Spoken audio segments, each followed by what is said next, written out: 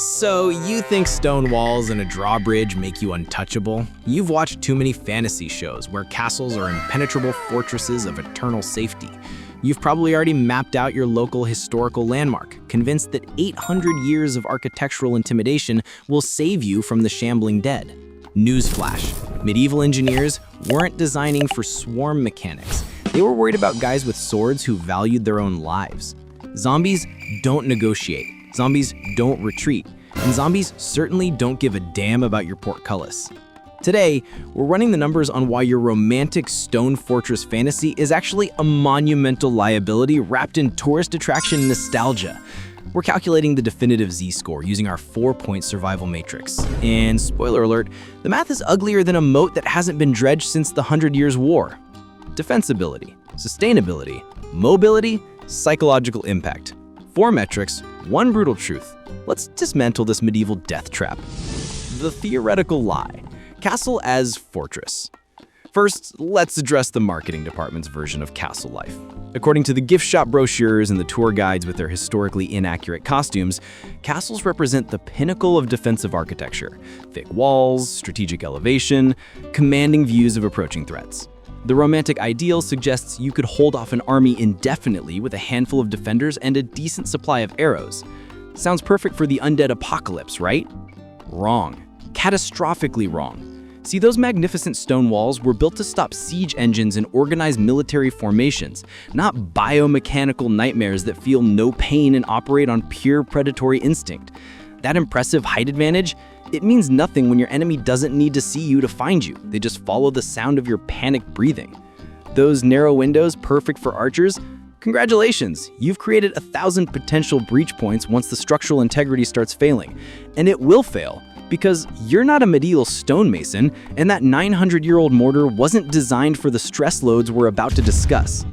The castle isn't a fortress. It's a monument to the arrogance of assuming old solutions work for new apocalypses. Defensibility, when walls become coffins. Let's start with defensibility, because this is where castle enthusiasts get really confident before reality introduces itself. At first glance, the numbers seem favorable. You've got walls ranging from 8 to 20 feet thick in most proper fortifications, stone construction that survived centuries of weather and warfare, strategic choke points at every entrance, a moat if you're lucky enough to squat in the premium real estate. The elevated position means approaching threats are visible from miles away. In a traditional siege scenario against rational human attackers, these features are genuinely impressive. But zombies aren't siege engineers calculating casualty ratios.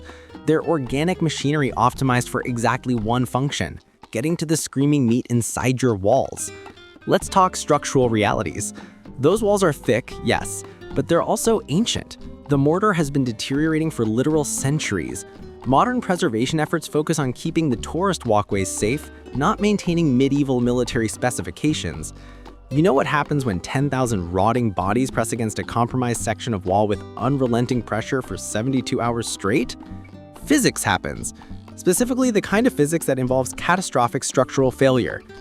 The undead don't get tired. They don't break for shift changes. They just push and push and push. Given sufficient numbers, which the zombie scenario absolutely provides, we're looking at multiple wall sections experiencing constant force loads they were never designed to sustain simultaneously. Your impressive fortification becomes a crumbling perimeter in under a week. Then there's the gate problem. Every castle has at least one, usually several. These were the weak points in medieval warfare, which is why they got reinforced with portcullises, murder holes, and multiple layers of doors. Sounds great until you realize those mechanisms require constant maintenance and operating personnel who know what they're doing. That portcullis, it's a multi-ton grid of iron or wood that moves on chains and counterweights. When was the last time anyone actually operated it? The lubrication is gone, the chains are corroded, the counterweight system probably hasn't been tested since before the world ended. You're going to have one chance to close that thing when the horde arrives, and there's a better than even probability it jams halfway down, creating a perfect funnel that concentrates the undead directly into your primary defensive position. Brilliant. The murder holes above the gate are designed for pouring boiling oil on attackers who care about being burned. Zombies don't care. You're wasting resources in telegraphing your position. The multiple door system means multiple failure points. Each door is secured with bars and locks that need maintenance. One compromised door and the whole sequence collapses. You know what castles weren't designed for? Defending against threats that can operate 24 hours a day without rest, food, or morale concerns. Let's talk about the moat, since that's everyone's favorite castle feature. In the medieval context, moats were brilliant. They prevented siege towers from reaching your walls, created a physical barrier for cavalry, and forced attackers into predictable crossing points you could defend.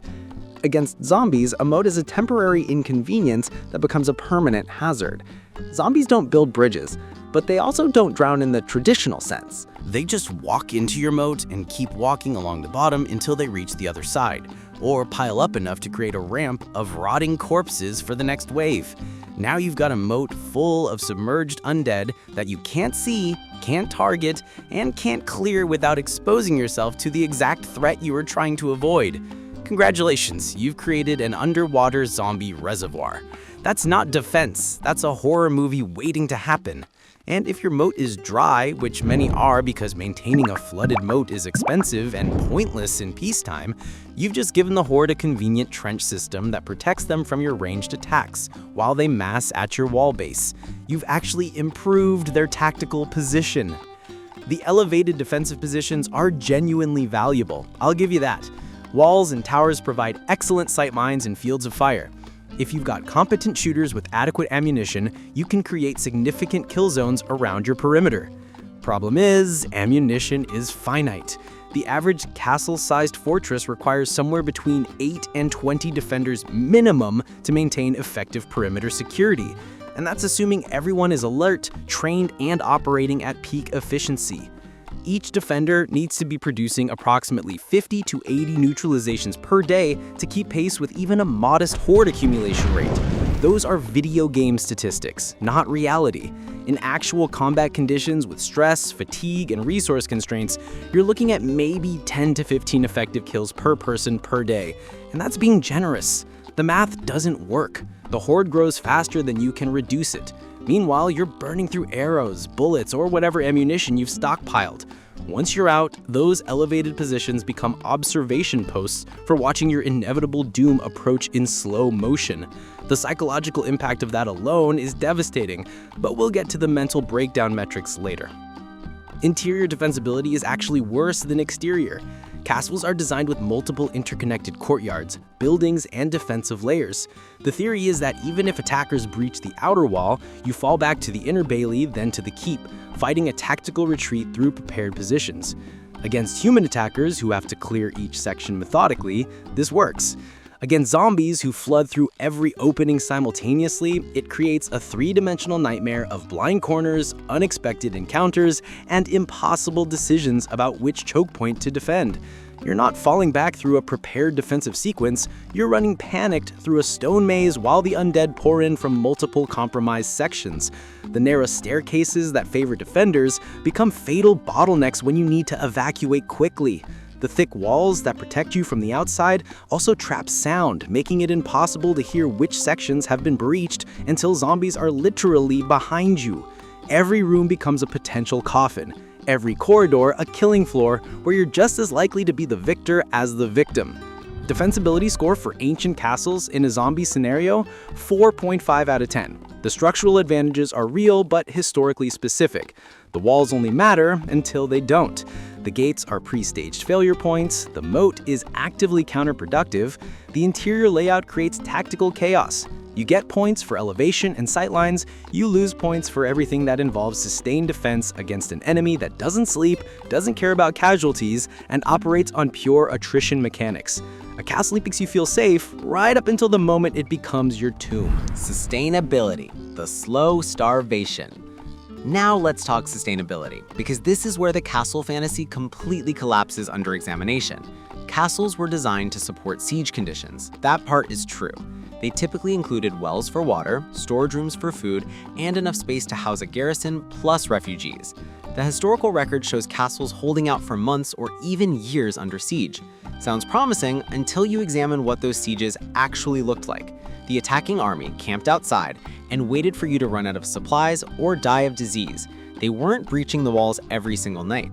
They weren't creating constant combat conditions that prevented sleep, farming, or basic maintenance. They were patient. Zombies aren't patient, they're persistent, and not difference destroys every sustainability calculation. You're not sitting comfortably in your Great Hall rationing food and waiting for relief forces.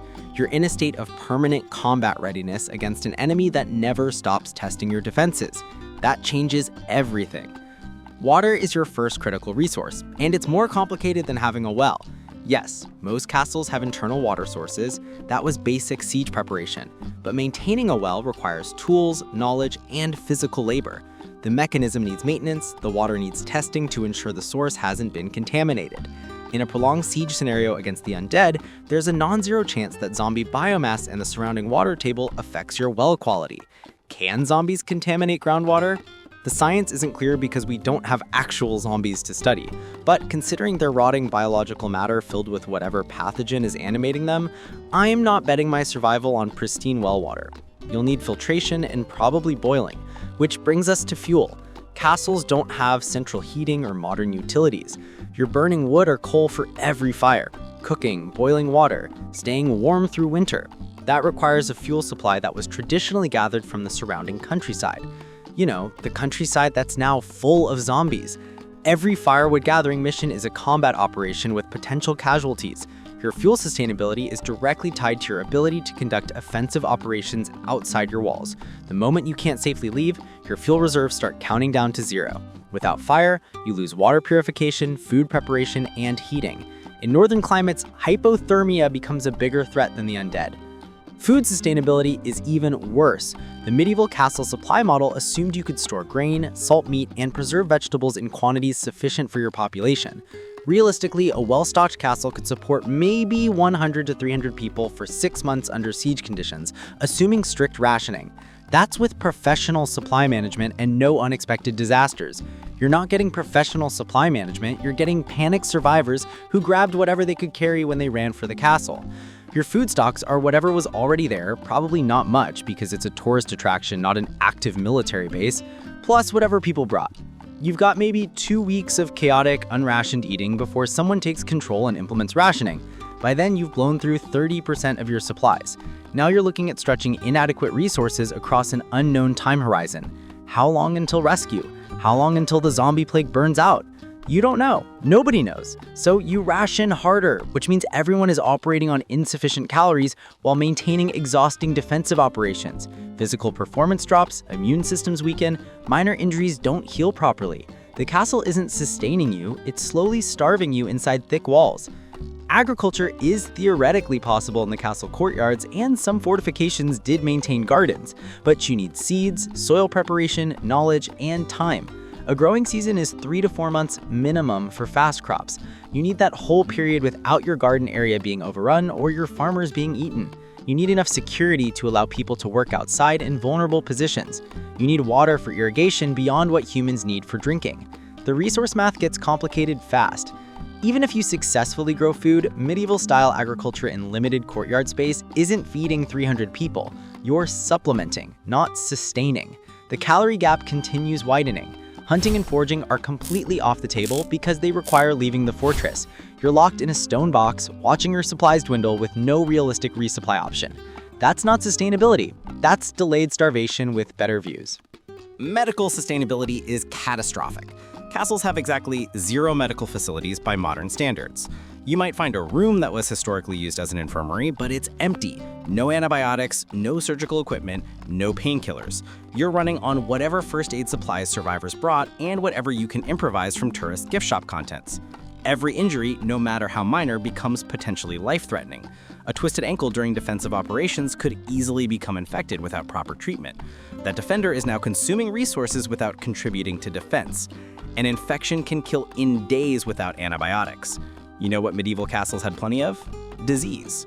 Close quarters, inadequate sanitation by modern standards, and stress create perfect conditions for illness to spread. One case of dysentery in your population becomes an outbreak that kills more people than the zombies. The castle's thick walls that protect you from external threats trap you with internal ones. Maintenance sustainability is something nobody thinks about until things start breaking. Castles are deteriorating structures held together by ongoing preservation work. That work stops when society collapses. Now you're responsible for maintaining a complex stone structure with no specialized knowledge, no proper materials, and no margin for error. A roof leak in the Great Hall seems minor until it causes ceiling collapse that kills 3 people and blocks a critical interior passage. Stone steps worn smooth by centuries of foot traffic become deadly in panic situations. Someone falls, breaks bones. See medical sustainability above for how that resolves. The portcullis mechanism we discussed earlier needs constant adjustment and lubrication. Door hinges rust, window shutters rot. Everything is slowly failing and you can't fix it properly. You're applying duct tape solutions to architectural problems while under siege. The castle is decaying around you in real time. Then there's waste management, everyone's favorite topic that nobody discusses. 300 people generate a lot of human waste. Medieval castles handled this with primitive latrines that dropped waste down chutes into pits or moats. Sanitary by medieval standards, which is to say not sanitary at all by any modern measure. You're creating a biological hazard zone inside your defensive perimeter. That attracts rats, which spread disease. The smell affects morale and attracts zombies because they follow biological signals. You're literally advertising your presence with a beacon of human waste. Options for improvement are limited. You can't dig new latrine pits because that requires construction work in a siege zone. You can't process waste properly without facilities and chemicals you don't have. You just accumulate filth and hope disease doesn't break out before something else kills you. Medieval peasants had stronger immune systems than modern survivors. They grew up in filth. You didn't. The castle's waste management system is going to make you sick long before you starve. Sustainability score for ancient castles, 3.0 out of 10. You get points for wells and storage capacity, you lose everything else for resource dependence on external supply chains that no longer exist, medical impossibilities, maintenance nightmares, and the slow-motion biological disaster of keeping hundreds of people alive in a structure designed for pre-modern standards of survival. The castle sustains you for maybe 2 months maximum before critical failures in food, medicine, or sanitation create cascading disasters that reduce your population more efficiently than the zombies outside. It's not a long-term survival solution, it's a short-term coffin with impressive masonry. Mobility, trapped in stone. Moving on to mobility, and this is where castles stop pretending to be useful and reveal themselves as the strategic traps they actually are. The entire design philosophy of a castle is anti-mobility. You build a fortress because you want to stay put and make the enemy come to you. That's brilliant when the enemy can be discouraged, defeated, or negotiated with. It's suicidal when the enemy is an infinite swarm that doesn't stop coming. Mobility in survival scenarios breaks down into 2 categories: tactical mobility inside your defensive position, and strategic mobility, meaning your ability to evacuate when things go wrong. Castles fail spectacularly at both. Internal mobility seems fine at first. You've got corridors, staircases, courtyards, multiple levels, plenty of space to move around, right? Wrong. Medieval architecture wasn't designed for rapid movement. It was designed for defense, which means obstacles. Those beautiful spiral staircases that wind up the towers, they spiral clockwise specifically to disadvantage right-handed attackers coming up, giving defenders at the top a fighting advantage. Clever for medieval combat, absolutely devastating for emergency evacuation. Try running down a narrow spiral staircase in the dark during a panic with 20 people behind you also trying to escape. Someone trips, someone falls. Now you've got a human pileup blocking the only exit from that tower section. Everyone above that blockage is trapped. The narrow corridor design that creates choke points for defense also creates choke points for your own movement. You can't move groups quickly through castle interiors. Everything is single file through passages designed to slow traffic. During a breach scenario when you need to reposition defenders or evacuate civilians from compromised sections, the architecture actively fights you. You're not responding quickly to threats. You're trapped in traffic jams inside your own fortress while zombies flood in behind you. The multi-level design creates vertical mobility problems that are even worse. Moving between levels requires stairs, and we've already covered why castle stairs are nightmares. But it's worse than inconvenience. Height advantage is only valuable if you can maintain it. Once zombies are inside your walls, they don't care about your elevated positions. They'll just follow you up. Now you're trapped on upper levels with limited exit options. Most castle towers have one staircase. One. That means one way up and one way down. If that staircase is compromised, everyone above is stuck. You can't jump from castle walls. The height kills you just as dead as the zombies. You can't rappel down without equipment and training most survivors don't have. You're trapped on top of a stone column waiting to die of thirst or desperation. The vertical structure that provides defensive advantage becomes a vertical coffin system. Strategic mobility, meaning your ability to leave the castle entirely, ranges from difficult to impossible depending on circumstances. Every castle has gates, we've discussed those, but those gates open onto bridges or paths that are designed to be easily defended, which means easily blocked. If the zombie horde has surrounded your position, which they will given enough time, then every exit is a breach point you've been trying desperately to keep closed. Opening a gate to evacuate means opening a gate for zombies to flood in. You need a plan that involves clearing the immediate area outside your exit point, moving your entire population through the opening, and closing it behind you or abandoning it entirely. That requires military-level coordination, combat capability, and luck. You're not getting all three. Evacuation attempts from surrounded fortresses are chaos. People panic, people get left behind, people die in the crush at the gate. Even if you successfully get outside, you're now on foot in zombie-infested territory with no vehicles, no supplies beyond what you can carry, and no plan except getting away from the castle. That's not mobility, that's desperation. Some castles have secret passages or escape tunnels, the dramatic stuff of legends. In reality, very few castles have them, and those that did have tunnels that haven't been maintained in centuries. They're collapsed, flooded, or lead to exits that are now inaccessible due to modern construction. Betting your evacuation plan on a secret tunnel is betting your life on a tourist attraction rumor. Even if the tunnel exists and is passable, you're moving your population through a confined underground space in the dark. If zombies find the exit, you're trapped in a tunnel with no room to fight and nowhere to run. The tunnel becomes a tomb. Your secret escape route is a death trap with better marketing. Vehicle access is essentially non-existent. Castles weren't built for cars, they were built for horses. The paths and gates are narrow, designed for pedestrian and mounted traffic. You can't drive a bus through a medieval gateway. You can't park vehicles in the courtyard without blocking critical areas. Even if you have vehicles, using them requires opening those gates we keep discussing, exposing your position and making noise that attracts every zombie in the region. Vehicles are only valuable if you have somewhere to drive to, fuel to get there, and roads that aren't clogged with abandoned cars and undead. The castle's isolated location, which seems like a defensive advantage, means long distances to anywhere useful. You're not making a quick grocery run into town, you're launching a full expedition with combat implications. Vehicles don't solve your mobility problems, they create new logistics nightmares. Mobility score for ancient castles, 2.0 out of 10. You get minimal points for having multiple internal spaces to fall back through and technical existence of exits. You lose everything else for architectural design that actively prevents rapid movement, vertical structure that creates trap zones, single-point failure exits, lack of viable evacuation options, and complete absence of vehicle integration. The castle doesn't just lack mobility, it punishes you for trying to move. You're not defending a fortress, you're locked inside a stone cage hoping the bars hold. When they don't, you have nowhere to run. Psychological impact, the mental collapse. Finally, let's discuss psychological impact because this is what actually kills you long before the zombies do. Survival isn't just logistics and tactics, it's mental endurance. The human brain isn't designed for sustained apocalyptic stress. We're adaptable, yes, but we need hope, purpose, and progress to maintain sanity. Castles provide none of those things. They provide stone walls and an increasingly bleak countdown to disaster. Let's quantify the specific psychological hazards of castle survival. First, there's the illusion of safety creating complacency, followed by terror. When you first arrive at the castle, it feels incredible. Massive walls, elevated position, historical gravitas. Your lizard brain says, this is safe, we're protected, we can relax now. That psychological relief after whatever horrors you experienced getting there is powerful. People let their guard down, they start to hope, they make plans. Then the zombies arrive in force and you realize the walls aren't impenetrable, they're just tall. The safety was an illusion. That psychological whiplash from relief to renewed terror is devastating. It's worse than never feeling safe because you had safety torn away and now you know there's nowhere truly secure. The castle promised protection and lied. That breaks trust in everything.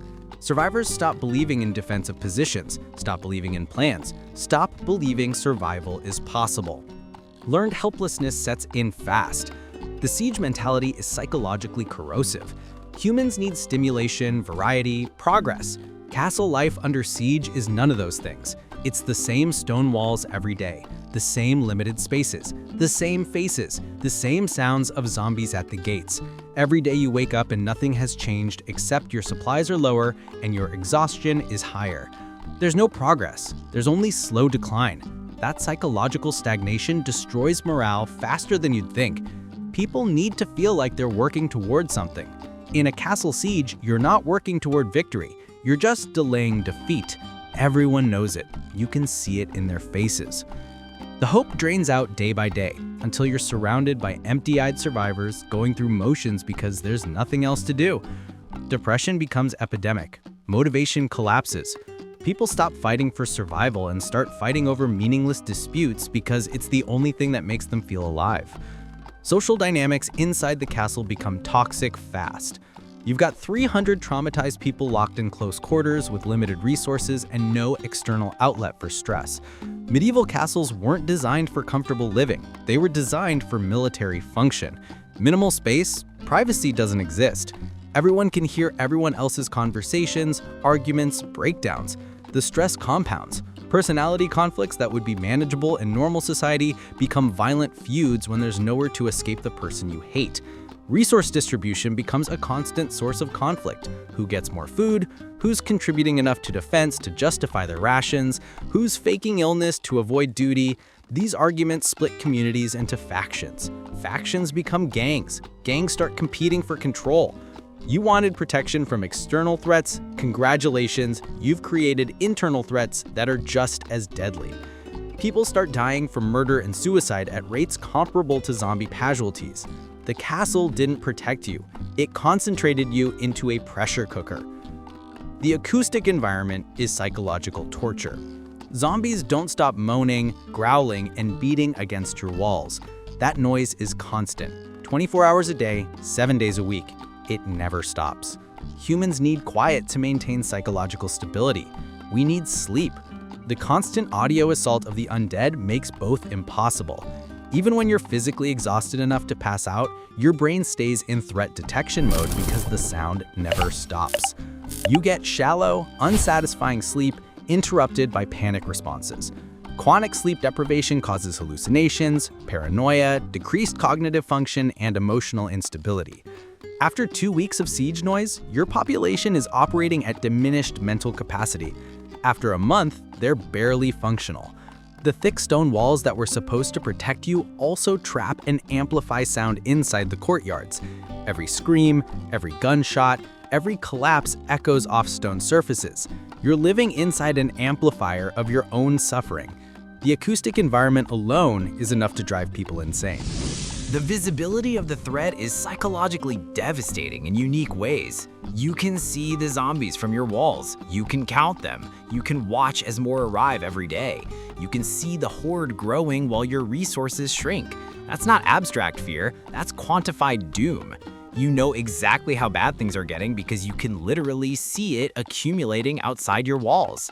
There's no comforting uncertainty, no room for optimistic delusion. The threat is visible, measurable, and growing. That kind of explicit hopelessness destroys the human spirit. People start taking risks they shouldn't because life inside the castle feels like slower death than fighting zombies. Suicide rates spike. People volunteer for obviously suicidal missions because dying quickly seems preferable to watching the slow countdown. The castle gives you perfect visibility of your own extinction. Leadership dynamics create their own psychological problems. Someone has to be in charge. Whoever takes leadership has to make decisions that get people killed. Rationing means some people get less. Defense assignments means some people are in more danger. Evacuation means leaving people behind. Every decision creates resentment. The leader becomes the focus of everyone's anger and fear. In normal times, leadership is supported by institutional authority and social structures. In the apocalypse, it's just one person trying to keep hundreds of panicked survivors alive with no good options. That psychological burden destroys people. Leaders break down, make increasingly irrational decisions, become paranoid about challenges to their authority. Authoritarian control systems emerge because democratic consensus is too slow for crisis response. Now you've got a dictatorship running your survival community, and all the abuses that come with unchecked power. The castle becomes a feudal nightmare where might makes right and the strong prey on the weak. You didn't escape the apocalypse, you recreated medieval tyranny. Children in castle siege conditions suffer psychological damage that's permanent. Kids need stability, safety, and normalcy to develop properly. Castle siege life provides none of that. They're watching people die. They're hearing zombies constantly. They're experiencing food scarcity and adult fear. The psychological trauma creates a generation of damaged survivors, even if you somehow make it through. Parents know this. Watching your children suffer psychological harm while being unable to protect them or provide better options is its own special torture. Parents start making desperate decisions to give their kids a chance. Sometimes those decisions involve leaving the castle and suicide missions. Sometimes they involve ending their children's suffering permanently because living seems crueler than dying. The castle doesn't protect children, it traumatizes them inside stone walls. The historical weight of the castle itself becomes psychologically oppressive. You're living in a place where people died in medieval sieges. You can feel the history. That should be comforting, proof that people survived here before. Instead, it becomes a haunting reminder that sieges end badly. Most historical castle sieges ended with the defenders dead, surrendered, or starved out. You know this. Everyone knows this. The castle isn't a symbol of survival, it's a tomb with a long history of occupants who died inside it. That historical parallel becomes inescapable. You're not writing a new story, you're repeating an old one with zombies instead of armies. The ending is the same. The psychological weight of inhabiting the historical death trap crushes morale in ways that modern buildings don't. Every stone has witnessed suffering. Now it's witnessing yours.